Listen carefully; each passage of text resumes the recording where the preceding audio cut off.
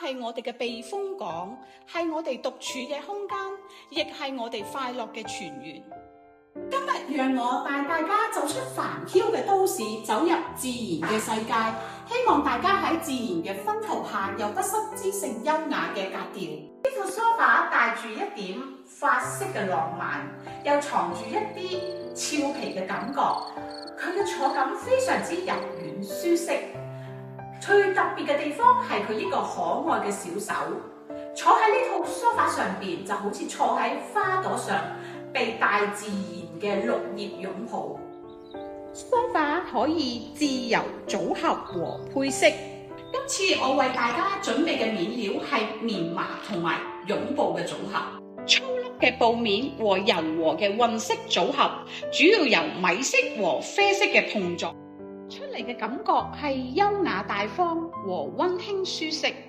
另外，我為大家挑選嘅呢張餐台係由土耳其進口嘅動石紋理台面。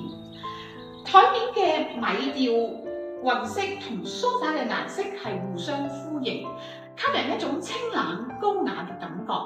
椅子方面，我哋挑選咗呢張綿羊椅，讓我們像處在大草原上嘅羊群中，跟小羊親密互動。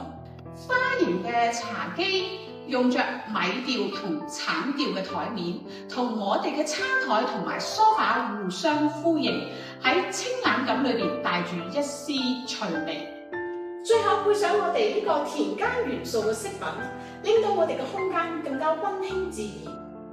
最後搭配上我哋嘅麻感扭繩型嘅地氈，讓我們走進原始自然嘅世界。